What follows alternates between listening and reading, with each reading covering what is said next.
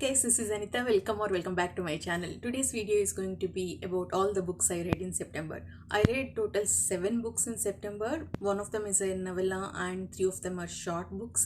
Almost all of them are less than 500 pages except one book. I moved all my long books to October.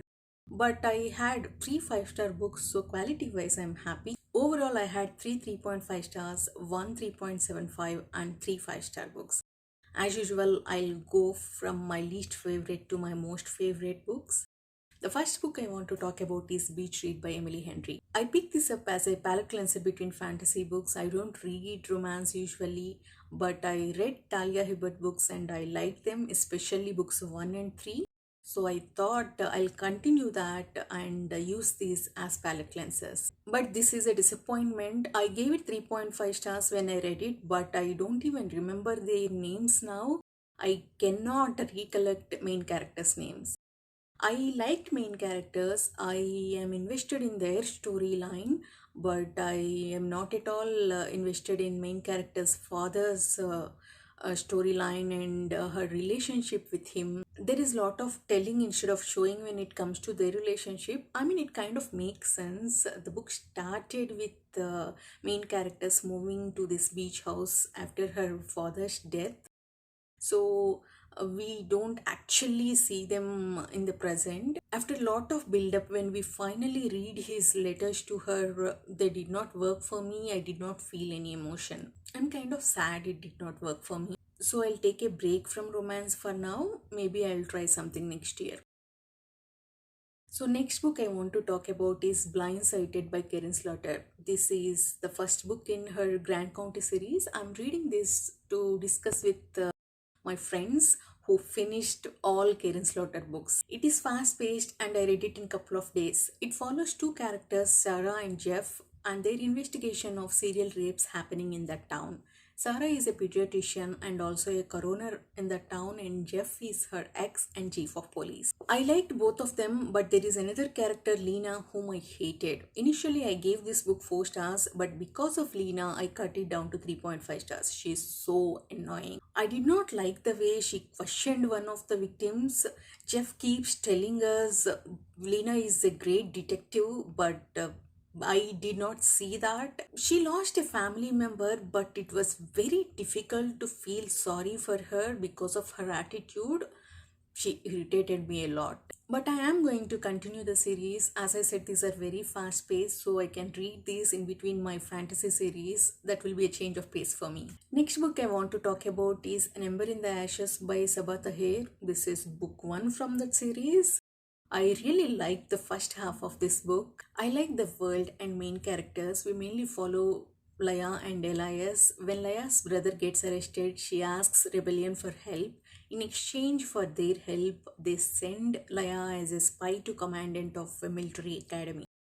Elias is a student of that military academy who doesn't like this empire's ways, empire's policies, how they are treating people. So he wants to get away from the empire. Their paths meet and from there things happen. Though they make questionable choices in the beginning, their character development is good towards the end, especially Laya's.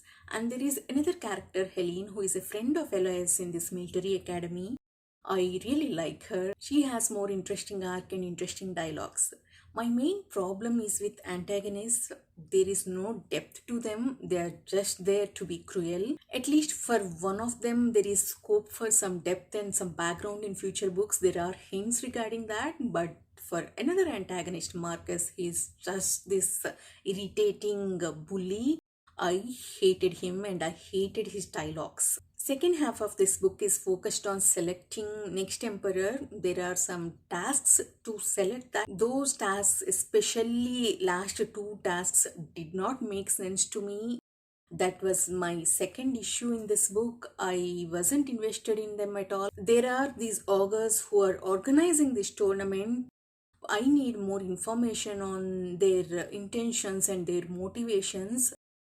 Then only I can be invested in that story. I hope we get more information about them in next books. I gave this book 3.5 stars.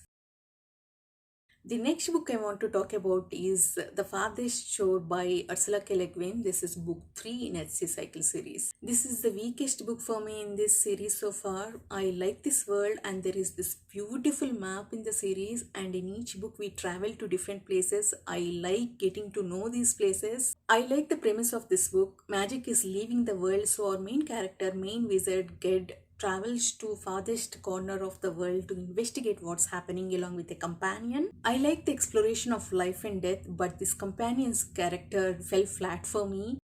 Legwin doesn't focus on characters much. Focus is more on world balance in the nature and the thematic elements around it. I am enjoying that. Lack of character development did not bother me until this book. Actually, one of the reasons I liked book 2 is because of the character Tenard. Tenard isn't a likable character, but her actions, her thoughts made sense to me. I can see and understand why she acted in a particular way, but I did not understand Companion in this book. His thoughts did not make sense to me. I wasn't invested in him at all. That's the only reason I gave this book only 3.75 stars. Next book I want to talk about is The Willful Princess and the Piebald Prince by Robin Hobb. This is a novella in Realm of Elderling's world. There is this wit magic in this world, the ability to bond with animals and communicate with animals. We see that magic in Farsi trilogy. People in this world hate that magic, but we don't know why people hate that. This novella gives background of that. This is a sad story. Hobb executed this simple story very well. We can read this anytime during the series, before the series or after the series, but our Hobb expert Derry recommended it to read before Fool's Errand. So that's what I did.